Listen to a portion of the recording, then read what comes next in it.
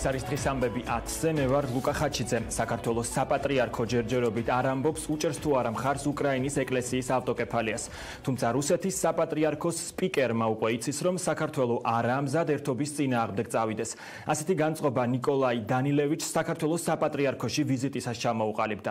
ამ ინტერვიუდან ირკვევა ისიც, რომ რას ფიქრობს საქართველოს საპატრიარქო იმ თეოლოგებზე, რომლებმაც უკრაინის ეკლესიას ავტოკეფალიის მიღება მიულოცეს. დანილევიჩის მტკიცებით საპატრიარქოში უთხრეს, რომ ამ ადამიანების ნახევარს რთულია თეოლოგი უწოდო. ირკვევა, რომ თეოლოგების მიმართ კომპრომატი დასავლეთში განათლების მიღება. მოსკოვის საპატრიარქოს დაქვემდებარებაში არსებული უკრაინის მართლმადიდებელი ეკლესიის დელეგაციასა და საქართველოს საპატრიარქოს შორის შეხვედრის დეტალები საჯარო ერთი თვის შემდეგ პრესპიკერმა ნიკოლაი დანილევიჩმა გახადა. ირკვევა, რომ საპატრიარქოში მათი მთავარი სასაუბრო თემა უკრაინის ავტოკეფალიის საკითხი იყო. რა პოზიცია ექნება საქართველოს? დანილევიჩი მოვლენებს წინ არ უსწრებს, თუმცა ფიქრობს, რომ საქართველოს ეკლესია უკრაინის ავტოკეფალიას მხარს არ დაუჭერს. მისი თქმით, მას ამ შეხედულებას სინოდის წევრთა განწყობები უდასტურებს. Я не буду опережать их решений. წინ არ გაუსწრებ მათ გადაწყვეტილებებს, თუმცა საქართველოს ეკლესიის იერარქებთან და პატრიარქთან ურთიერთობისას არ გვიგრძნია, რომ ისინი მზად არიან გადადგან ნაბიჯი, რომელიც მართლმადიდებლური ერთობის წინააღმდეგ იქნება მიმართული, ან დააზიანებდა ჩვენს კანონიკურ უკრაინულ მართლმადიდებლურ ეკლესიას. რა განწყობებზე დაყრდნობით საუბრობს ნიკოლაი დანილევიჩი, უცნობია საქართველოს საპატრიარქოს პრესპიკერისთვის. ანდრია ჯაღმაიძე ვარაუდობს, რომ დანილევიჩმა ეს განცხადება ზოგიერთი სინოდის წევრის საჯარო პოზიციაზე დაყრდნობით გააკეთა. ქართული ეკლესიის პოზიცია კი ცნობილი სინოდის გადაწყვეტილების შემდეგ გახდება. პრესპიკერისგან განსხვავებით ნიკოლაი დანილევიჩის განცხადებებს არ იცნობს პატრიარქის ტახტის მოსაყდრე მეუფე შიო. შეუძლებელია მათ ზუსტად იცოდნენ განწყობები ყველასი, ალბათ ხმამაღლა გამოთქმული პოზიციების მიხედვით მსჯელობენ. ყველაფერი გადაწყდებას ერთობლივი მსჯელობით სინოდის ფარგლებში. მხოლოდ ვარაუდებია მათ რაც შეუძლიათ, რომ გარედან დაკვირვებით ჰქონდეთ. ანუ პირადი კონტაქტის საფუძველზე რა თქმა უნდა. ნაკლებად. მეუფე შეისფიქრებს, რომ უკრაინის ავტოკეფალიას ჯერ არ ვიცნობ ამ აცხადებას. რატომ სჭირდება ქართულ ეკლესიას გადაწყვეტილების მისაღებად ამდენი დრო? თეოლოგი მირიან გამრეკელაშვილი ფიქრობს, რომ ნიკოლაი დანილევიჩს ინტერვიუში ახალი არაფერი უთქვამს. მისი თქმით, სინოდის წევრთა საჯარო განცხადებებით ისედაც ცნობილი იყო, რომ საქართველოს ეკლესიას რუსეთის ეკლესიასთან ურთიერთობების გაფუჭების ეშინია. ნიკოლაი დანილევიჩის განცხადებაში ახალი ნათქვამი არაფერი არ არის. პირადად კათოლიკოს პატრიარქს არანაირად არ სურს აღიაროს კიევის საპატრიარქოს ავტოკეფალია. საპატრიარქო და პირადად კათოლიკოს პატრიარქი ვერ გააფუჭებს 30 წლის განმავლობაში ნანოლიავებ ურთიერთობას რუსეთთან უკრაინის საკითხის გამო. როგორც ირკვევა მოსკოვის საპატრიარქოს დაქვემდებარებაში არსებული უკრაინის მართლმადიდებელი ეკლესია უკმაყოფილოა იმ თეოლოგების წერილითაც, რომლითაც მათ ეპიფანეს უკრაინის ეკლესიის ავტოკეფალია მიულოცეს. დანილევიჩის განცხადებით კი აღნიშნულ საკითხზე საქართველოს საპატრიარქოსა და მათი პოზიციები ერთმანეთს ემთხვევა. თუ კი გახსოვთ, ეპიფანეს ინტრონიზაციისას 30-მა ქართველმა თეოლოგმა გააგზავნა წერილი, რომელშიც მიულოცეს ეპიფანეს ინტრონიზაცია. ამ თეოლოგების სია ვაჩვენე ქართული ეკლესიის სინოდს. მითხრეს, რომ ამ ადამიანების ნახევარს რთულია თეოლოგი უწოდო. ყველა ეს ადამიანი მწვავედ აკრიტიკებს ქართულ ეკლესიას, ანუ ეს არის ოპოზიცია მრევლსა და თეოლოგებში, რომლებიც ძირითადად დასავლეთში სწავლობენ და აკრიტიკებენ თავად ქართულ ეკლესიას. იმის თქმა მსურს, რომ ეს წერილი არ გამოხატავს ქართულ მართლმადიდებელი ეკლესიის მხრიდან უკრაინის ავტოკეფალიის მხარდაჭერას. თეოლოგებისთვის ნიკოლაი დანილევიჩის განცხადება შეურაცხმყოფელია. ისინი მას საპასუხო წერილს უმზადებენ. ფიქრობენ, რომ მოსკოვს უკრაინის ეკლესიის ავტოკეფალიის აღიარებისაკენ გადადგმული ნებისმიერი ნაბიჯი თუნდაც თეოლოგთა საერთო წერილი აშინებს. მათ შეუძლია იციან ეს განწყობები, რომ საქართველოში თავარი წარმართველი გახლავთ არა დაუშვათ წმინდა სინოდი, არამედ საქართველოს საპატრიარქოში არსებული გავლენიანი უკრაინის მართლმადიდებელი ეკლესიის აღიარება საქართველოს ეკლესიის მხრიდან. ეს დამოკიდებულია რა თქმა უნდა პირად განწყობაზე კათოლიკოს პატრიარქისა და ჯგუფისა. რომლის შესახებაც ჩვენ არაერთხელ მოგვიწვენია, ანუ მათი განწყობები. რუსეთის ეკლესიის წარმომადგენლობა უკრაინაში შეშფოთებას გამოთქვამს იმ ტენდენციასთან დაკავშირებით, რომელიც დაკავშირებულია უახლოეს მოვლენებთან, სადაც იკვეთება, რომ რიგი სასულიერო პირები სხვადასხვა ადგილობრივი ეკლესიებიდან გამოხატავენ სიმპათიას უნეტარესი ეპიფანეს მიმართ. რა თქმა უნდა, ვაპირებთ, რომ გარკვეული ტიპის ოფიციალური პასუხი გავცეთ მას. საქართველოს ეკლესიის წმინდა სინოდში ძალზე მაღალია რუსული გავლენები. ეკლესიაში რუსულ გავლენებზე საუბრობენ ოპოზიციაში, სადაც ფიქრობენ, რომ საქართველოს მთავრობამ და საპატრიარქომ რაც შეიძლება მალე უნდა აღიაროს უკრაინული ეკლესიის ავტოკეფალია. კეთილინებოს საქართველოს მთავრობამ და იმოქმედოს ეკლესიისაგან განსხვავებით, მთავრობის მსგავსი ქმედება აზიანებს საქართველოს პოლიტიკურ ინტერესებს. რაც შეეხება საპატრიარქოს პოზიციას, კიდევ ერთხელ გვიჩვენებს, რომ სამწუხაროდ საპატრიარქო არის რუსული ეკლესიის გავლენის ქვეშ. საქართველოს ინტერესებშია, მათ შორის სტრატეგიულ ინტერესებში, რომ ჩვენ ვაღიაროთ და მიულოცოთ უკრაინას, ეს ძალიან დიდი გამარჯვება და მისი სუვერენიტეტის გამყარება. ძალიან სამწუხაროა, რომ საქართველოს მთავრობამ არ მიულოცა აქამდე. სოფლიო პატრიარქმა უკრაინის მართლმადიდებულ ეკლესიას ტომოსი 6 იანვარს გადასცა. აღიარებს თუ არა საქართველოს უკრაინის ეკლესიის დამოუკიდებლობას ჯერ უცნობია. საპატრიარქო მსჯელობს ეცნობა ტომოს. ამის შემდეგ უკვე შეიკრიბება სინოდი და საბოლოო გადაწყვეტილება. მხოლოდ მას მერე გასაჯაროვდება. პროკურატურა რუსთავიორის მიერ გავრცელებულ ინფორმაციას, რომ ხაზარაძეს გახარიას წერილი ჯაფარიძემ გადასცა, საკმარის საფუძვლად არ მიიჩნევს, რომ ჯაფარიძე დაკითხოს. ეს პოზიცია მესამე სექტორსა და ოპოზიციას კიდევ უფრო უმყარებს ეჭვს, რომ საქმე არა სამართლებრივი, არამედ პოლიტიკურია. წინააღმდეგ შემთხვევაში საგამოძიებო უწყება, რომელსაც რეალურად სურს საქმის გამოძიება, მედიაში გავრცელებულ ინფორმაციაზე ახალ საგამოძიებო მოქმედებებს დაგეგმავდა. TBC ბანკის საქმის გარშემო შექმნილ ახალ გარემოებებსა და შაბათის კურიერში გავრცელებულ ინფორმაციაზე, რომლის მიხედვითაც TBC ბანკის დამფუძნებელი ბადრი ჯაფარიძე სწორედ ის შუამავალი პირია, რომელმაც ქვეყნის მთავარი პოლიციელის მუქარის შემცველი წერილი მამუკა ხაზარაძეს გადასცა. პროკურატურა გამოძიების დაწყებას არ აპირებს. თადუმაძის უწყებაში TV პირველს განუცხადეს, რომ მედია საშუალებით გავრცელებულ ინფორმაციას ვერ დაეყრდნობიან და წერილის გადაცემის ნაწილზე არ გამოკითხავენ ბადრი ჯაფარიძეს, რომელიც შესაძლოა საქმის თავარი მოწმე აღმოჩნდეს. გამოძიების დაწყების აუცილებლობას ვერ ხედავენ მმართველ გუნდში. ინფორმაციასა და ამ თემის ირგვლივ დასმულ კითხვებს კი კვლავინდებურად ჭორაობას უწოდებენ.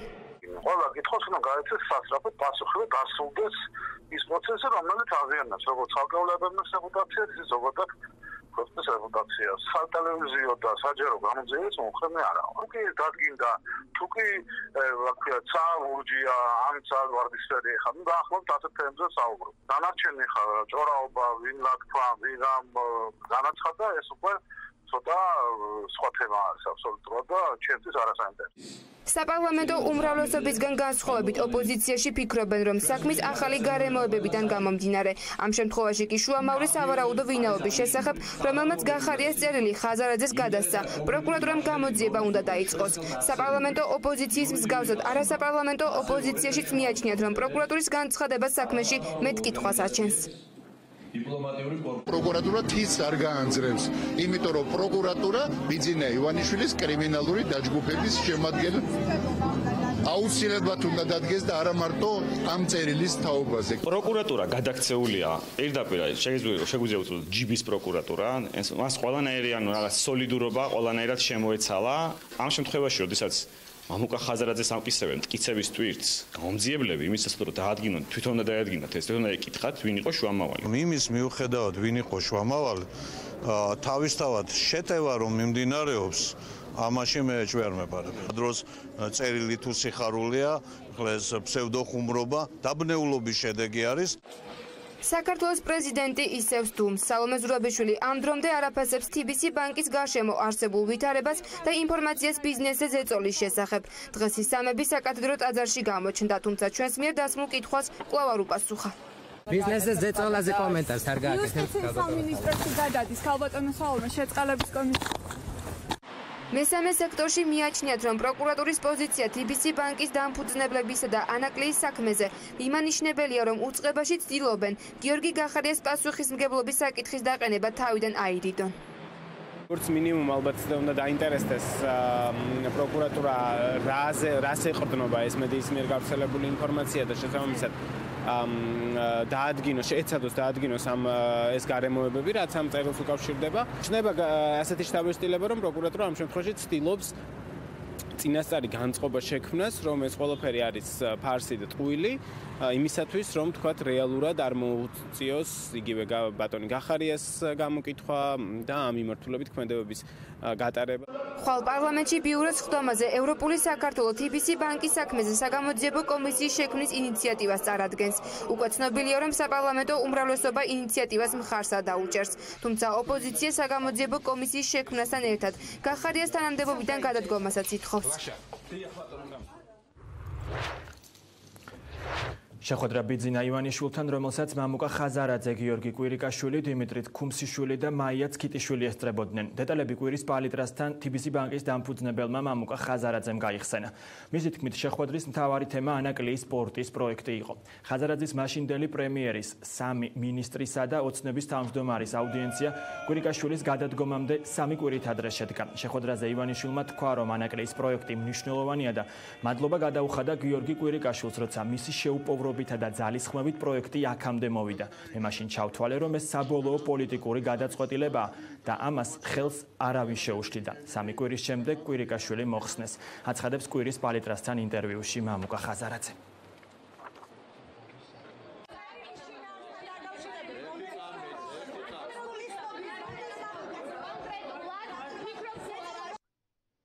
ჩვენ თუ გაიძულეს ანაკლეიდან წასვლა, ეს არ იქნება ბანკიდან წასვლის ტოლფასი ამბავი. ეს ძალზე სერიოზული დავა იქნება, ამბობს ამავე ინტერვიუში ხაზარაძე. ჟურნალისტის კითხვაზე ანაკლეის პროექტიდან ხაზარაძის წასვლის შემთხვევაში შეფერხდება თუ არა ანაკლეის სპორტის მშენებლობა, ხაზარაძე პასუხობს. რა თქმა უნდა, პირდაპირ გეუბნებით, ისე არ მოხდება, რომ ჩვენ ოფისიდან გავალთ და ვიღაც ჩაგვანაცვლებს.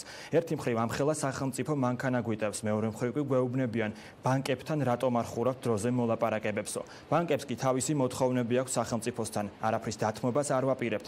სამშენებლო გრაფიკისთვის ერთი დღითაც არ გადაგვიცდენია, როცა დავინახეთ, რომ ბანკებთან მოლაპარაკება არა ჩვენ გამო, არამედ მათივე მოთხოვნების გამო გადაიწია, ავიღეთ და 70 მილიონი დოლარის ინვესტიცია მოვახდინეთ, რომ არ ჩამოვრჩენოდით მშენებლობის გრაფიკს. ღმერთმა დაიფაროს და ხვალ რომ არ გამოვიდეს რაღაცის გამო მოლაპარაკება ან გაჭიანურდეს. ჩვენთვის ესეც ხომ რისკია და ამ დროს სახელმწიფო გამოდის და გვეუბნება, შენ ვერ შეასრულე რაღაც, წადი სახლში და აწი მე გავაგრძელებო. სწორია, რომ ჩვენი მთელი ენერგია ინტერვიუებსა და ინვესტორების დაწყნარებაზე მიდის. ჩვენ მხოლოდ იმას ვითხოვთ, რომ საქმე სწრაფად გამოიძიონ. 8 თვე რით ვერ გაარკვიეს, ფულის გათეთრება იყო თუ არა, როცა ერთ დღეში გაარკვიეს, მუქარის წერილი ნამდვილი იყო თუ არა, აცხადებს ინტერვიუში ხაზარაძე.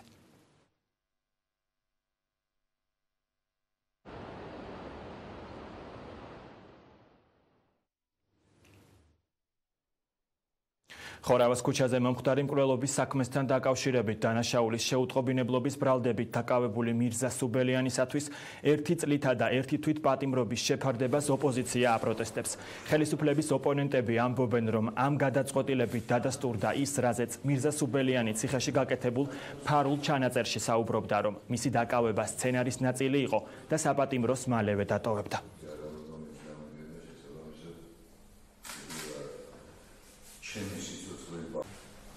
სიმართლე გითხრათ, მე ციხეში არავინ არ მინდა რომ გაუშვა და ეს ჩემი უფლებაც არ არის, მაგრამ როგორც ასეთი მე ეს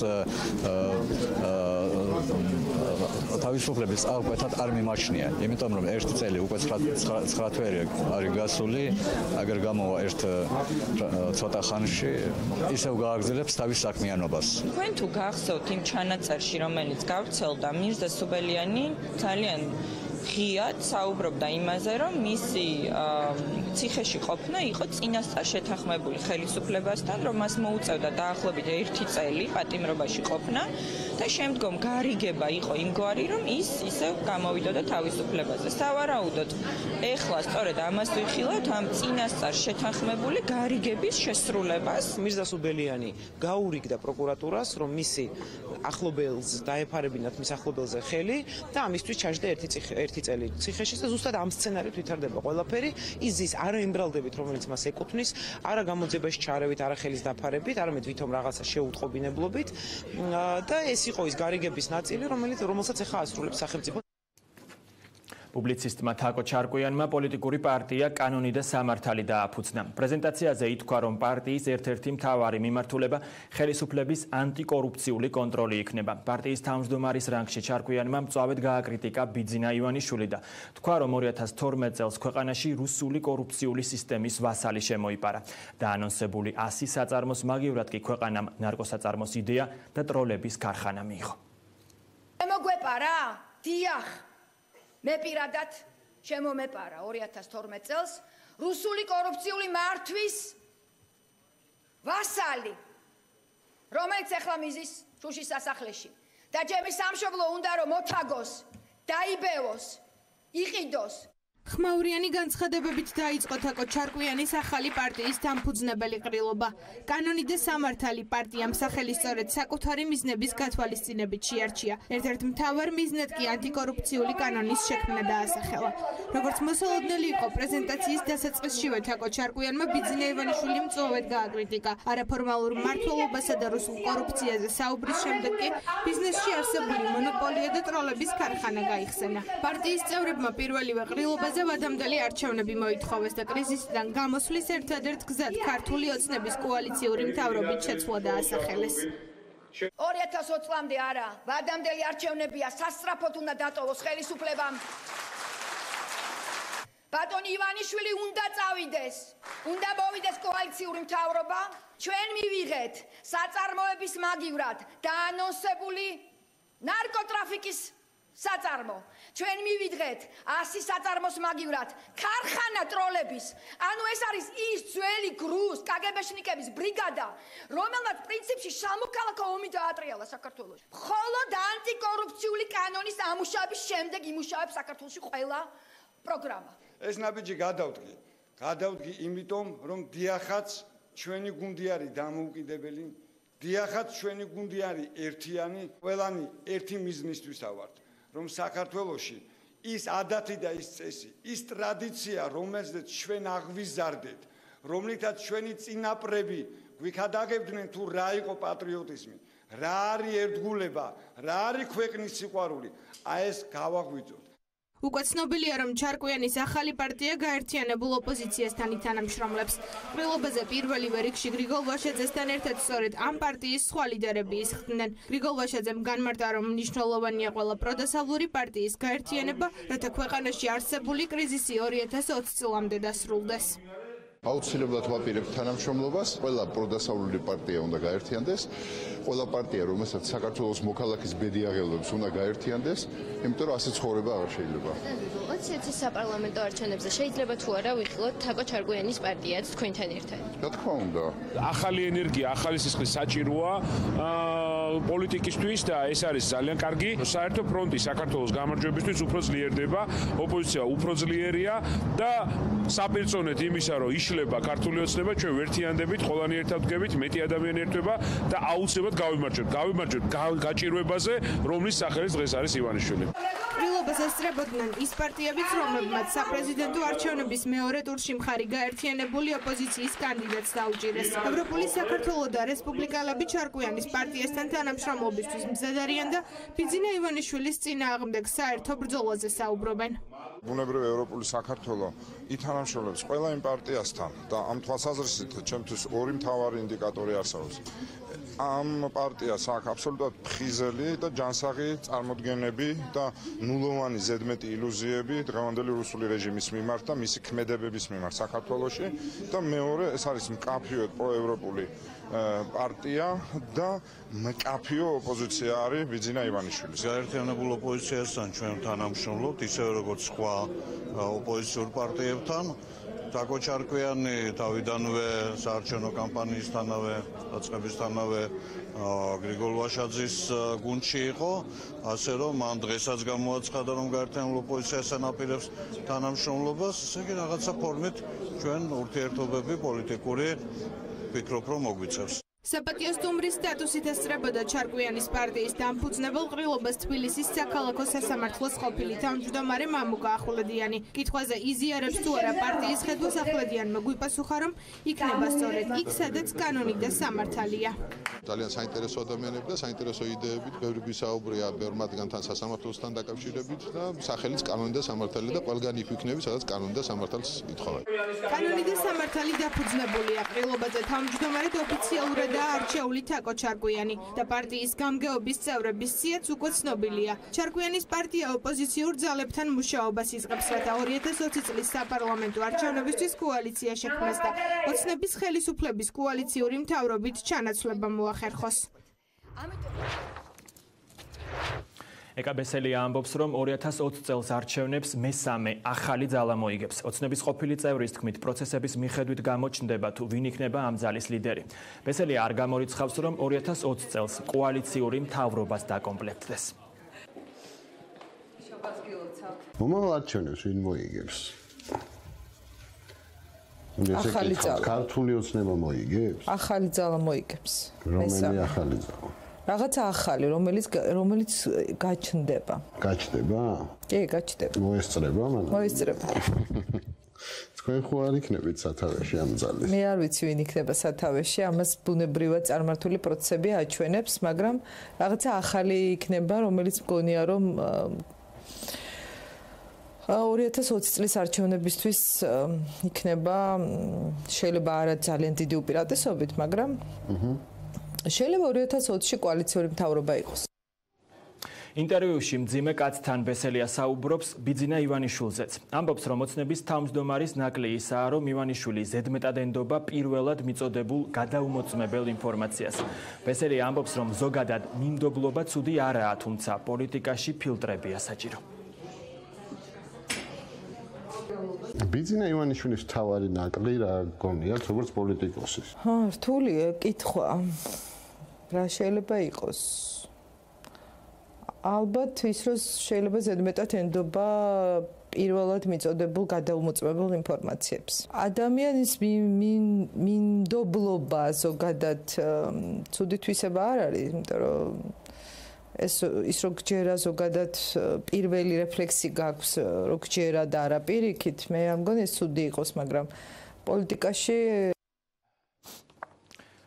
ქუთაისში პოსტერები გააკრეს, რომლებზეც ნიკო ნიკოლაძე, ტიციან ტაბიძე, დავით კაკაბაძე და სხვები ქუთაისში პარლამენტის დაბრუნებას მოითხოვენ. ამ ფორმით ადგილობრივები მოითხოვენ, რომ ქუთაისმა საკანონმდებლო ქალაქის სტატუსი დაიბრუნოს.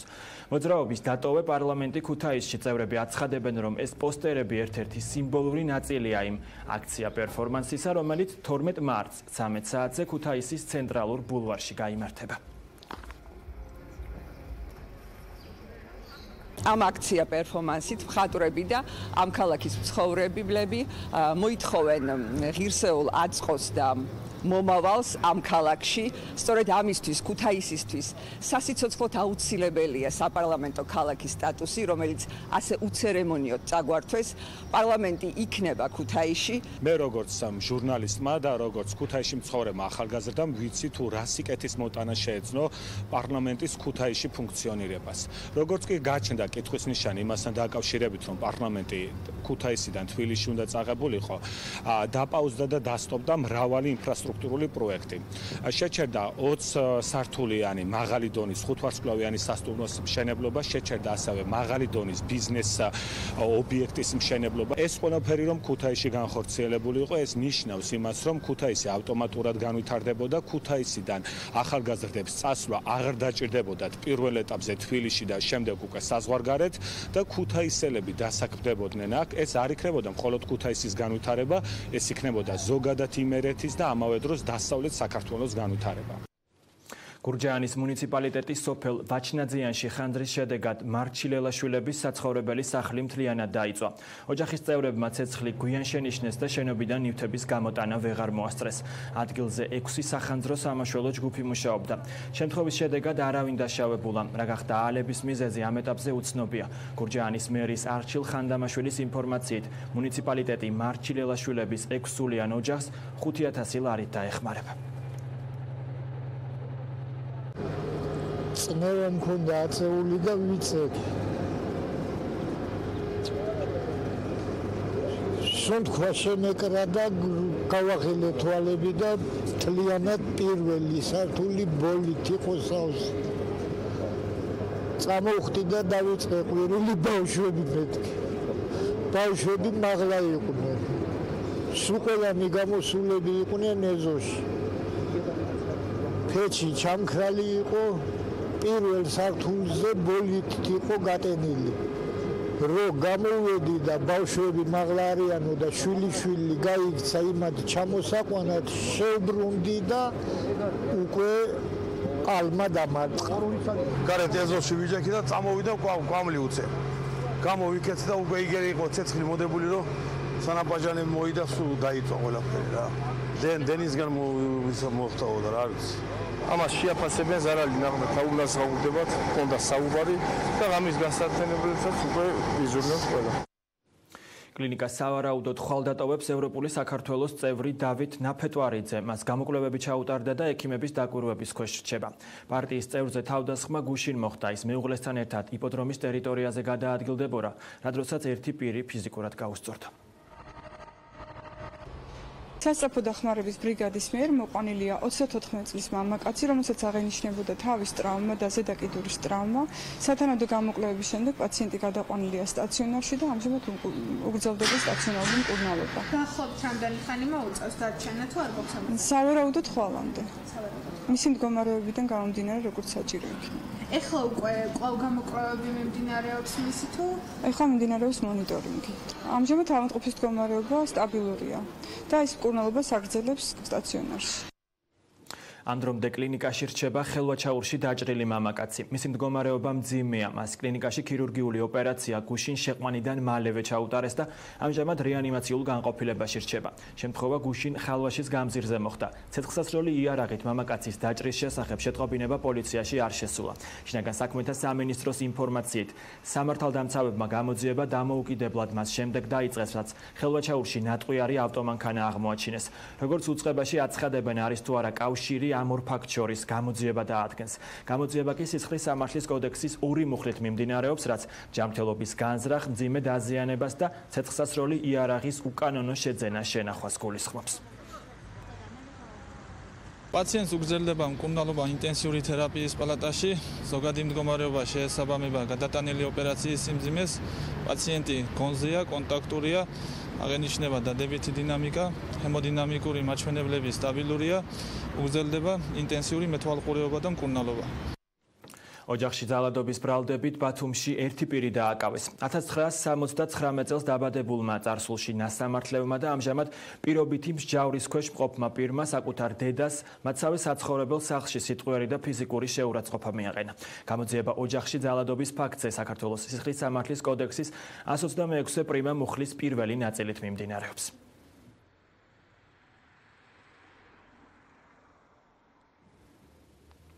მასშტაბური ავიაკატასტროფა, რომელსაც 157 ადამიანის სიცოცხლე ემსხვერპლა. ეთიოპიის ავიახაზების კუთვნილი სამგზავრო თვითმფრინავი, რომელიც ადის აბაბადან ნაირობიში მიფრინავდა, კატასტროფა განიცადა. ავიაკომპანიის პრესსამსახურში ამბობენ, რომ ბორტზე 33 ქვეყნის მოქალაქეები იმყოფებოდნენ. თვითმფრინავი რადარებიდან ეთიოპიის დედაქალაქის აეროპორტის დატოვებიდან 6 წუთში გაქრა. ავიაკატასტროფის მიზეზი ჯერ უცნობია. ეთიოპიის ავიახაზების სამგზავრო თვითმფრინავმა კატასტროფა განიცადა. ბოინგ 737 ადის აბებას აეროპორტიდან აფრინიდან 6 წუთში ჩამოვარდა. ბორტზე 159 მგზავრი და ეკიპაჟის 8 წევრი იმყოფებოდა. ტრაგედიას ვერავინ გადაურჩა. ლაინერი რეისს კენიის დედაქალაქ ნაირობის მიმართულებით ასრულებდა. ეთიოპიის ავიახაზების სპიკერის თქმით, ავიაკატასტროფა ადგილობრივი დროით 8 საათსა და 54 წუთზე მოხდა. უბედურ შემთხვევას ეთიოპიის პრემიერ-მინისტრი საკუთარი ტვიტერის გვერდზე გამოეხმაურა. პრემიერ-მინისტრის აპარატი ხელისუფლებისა და ეთიოპიელი ხალხის სახელით უსამძიმრებს გარდაცვლილთა ოჯახებს, რომლებიც საყვარელი ადამიანები ბოინგ 737-ის ჩამოვარდნისას დაკარგეს, ნათქვამია განცხადებაში. ეთიოპიის ავიახაზების აღმასრულებელი დირექტორის ინფორმაციით, ბორტზე 35 ქვეყნის მოქალაქე იმყოფებოდა, მათ შორის ყველაზე მეტი 32 კენიელი და 18 კანადელი იყვნენ. ამ დროისთვის უცნობია რა გახდა ავიაკატასტროფის მიზეზი. რა თქმა უნდა, ახლა ყველაზე რთული პერიოდი ბორტზე მყოფი ადამიანების ახლობლებს აქვთ. ჩვენ კატასტროფის შესახებ ინფორმაციას ავიაკომპანიისგან ველოდებით. ვიცით, მგზავრების დიდი ნაწილის ეროვნება, თუმცა ორი მათგანის ვინაობის დადგენას ავიაკომპანია ამ დრომდე ცდილობს. ნაირობის საერთაშორისო აეროპორტთან Boeing 737-ის მგზავრების ოჯახის წევრები შეიკრიბნენ. როდესაც თავდაპირველად აეროპორტში მოვედით, ავარიის შესახებ არაფერი ვიცოდით. განრიგი შევამოწმეთ და იქ არაფერი იყო შეცვლილი. ჩვენ უბრალოდ ოჯახის წევრებს ველოდებოდით და დარწმუნებულები ვიყავით, რომ მათ უსაფრთხოდ იფრინეს. ავიაკატასტროფის შესახებ Facebook-ის და Twitter-ის საშუალებით გავიგეთ. შემდგომ უკვე დროები გადავამოწმეთ და აღმოჩნდა, რომ სწორედ ის თვითმფრინავი იყო, რომლითაც ჩვენი ახლობლები მგზავრობდნენ. ეთიოპიის ავიახაზების კუთვნილი სამგზავრო თვითმფრინავი დედაქალაქიდან 62 კილომეტრის დაშორებით ჩამოვარდა. ავიაკატასტროფის გამომწვევის ზუსტი მიზეზი ჯერჯერობით უცნობია. კატასტროფის ადგილზე მასშტაბური სამძებრო სამაშველო ოპერაცია მიმდინარეობს. თვითმფრინავი ჩამოვარდა კოლუმბიაშიც, დაღუპულია ბორტზე მყოფი 14 ადამიანი. თვითმფრინავი ქალაქ სან-ხოსე-დელ-გუავერიდან ვილია ვილენსიოში მიფრინავდა. ის ავიაკომპანია ლაზერის საკუთრება იყო.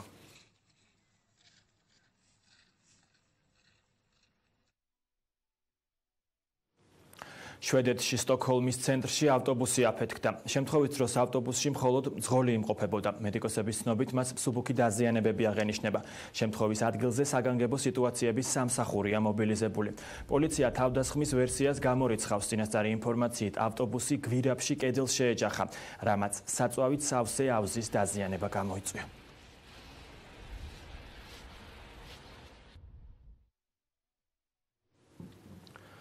საპროტესტო აქცია მოსკოვში. რუსეთში ინტერნეტის კონტროლთან დაკავშირებით მიღებული გადაწყვეტილება გააპროტესტეს. სამართალდამცავებმა აქციის ფარგლებში 13 დემონსტრანტი დააკავეს.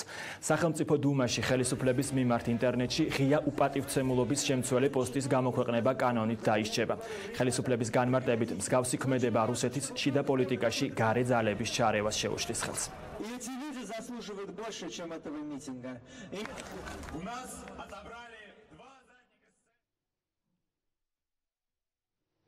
მართლმადიდებელი ეკლესია დღეს შენდობის დღეს აღნიშნავს. ეკლესია 64-დან ადამის განდევნას იხსენებს. მორწმუნეები მარხვის დაწყებამდე ერთმანეთს მიტევებას თხოვენ. სამების საკათედრო ტაძარში საკვირაო წირვა დღეს კათოლიკოს პატრიარქმა აღავლინა. წირვას დაესწრო საქართველოს პრეზიდენტი სალომე ზურაბიშვილიც. ხვალიდან უკვე საღდგომო მარხვა იწყება, რომელიც 28 აპრილს აღდგომის ბრწყინვალე დღესასწაულით დასრულდება. დღევანდელ დღეს ეწოდება შენდობის კვირიაკე, შენდობის დღე, ხვალ იწყება დიდი მარხვა. ეს არის მარხვა სინანულისა და ღმერთმა ინებოს, რომ ამ სინანულს მოხვეს სიხარული. დავინახოთ ჩვენი შეცვლებანი. დღეს არის შენდობის შემინდეთ, მომიტევეთ და მე მგონი რაც მთავარი არის ერთმანეთს შევდოთ. ანსამბლმა ერისიონმა და საქველმოქმედო ორგანიზაცია თხილის გულმა უპოვართა დასახმარებლად კონცერტი გამართეს. ფილარმონიის დიდ საკონცერტო დარბაზში გამართული კონცერტიდან შემოსული თანხა სრულად გადაეცა მიქაელ მთავარანგელოზის ტაძართან მდებარე უპოვართა სახლს.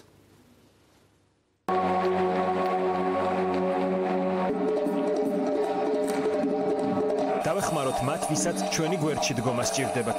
ამ ლოცუნგის ქვეშ თბილისის დიდ საკონცერტო დარბაზში უამრავი ადამიანი გაერთიანდა. ანსამბლ ერისიონისა და საქველმოქმედო ორგანიზაცია თხილის გულის მიერ ჩატარებული კონცერტის მიზანი სწორედ უპოვართა დახმარება იყო. გულის უხარია, რომ რაღაც ჩვენი წვლილი შევიტანეთ იმაში, რომ ამ ხანდაზმულ ხალხს და ორგანიზაცია თხილის გულს, საქველმოქმედო ორგანიზაციას დავეხმარეთ და მივიღეთ მონაწილეობა ამ დიდ საქმეში. კონცერტიდან შემოსული თანხა მიეძღვნა მიქაელ მთავარანგელოზის ეკლესიასთან არსებული უპოვართა სასადილოს დახმარებას. ეს სასადილო უკვე სადღაც 6 წელი არსებობს, მაგრამ შექმნილი ფინანსური კრიზისის გამო ჩვენ მეგობრები ჯგუფმა გადავწყვიტეთ რომ დაგვეარსებინა საქველმოქმედო ორგანიზაცია, რომელიც სხვადასხვა საქმიანობით ეხმარება ამ სასადილოს. მოცეკვავეების სცენაზე გასვლამდე ერთმანეთს ამხნევებენ და დარბაზთან შესახვედრად ემზადებიან. მათ მაყურებელს 2 საათიანი ქორეოგრაფიული შოუ პროგრამა წარუდგინეს. გაჟღერდა ქართული ფოლკლორული სიმღერებიც.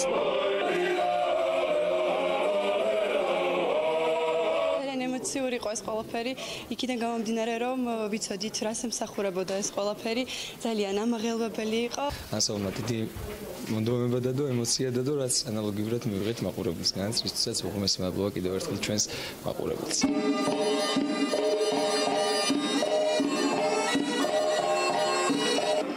შოუს დასრულებისას დარბაზში ოვაციები არ წყდებოდა. მაყურებელი კმაყოფილი იყო როგორც კონცერტით, ასევე იმით, რომ მათ მიერ შეძენილი ბილეთი შემწეობას მოხმარდება.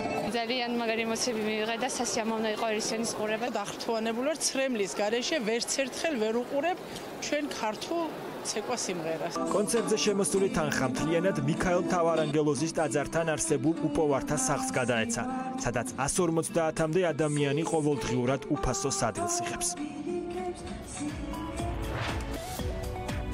საინფორმაციო გამოშვება ამით დასრულებულია. თქვენ წინ რადიო თავისუფლების პროექტი პერსპექტივა გელოდებათ. ნახვამდის.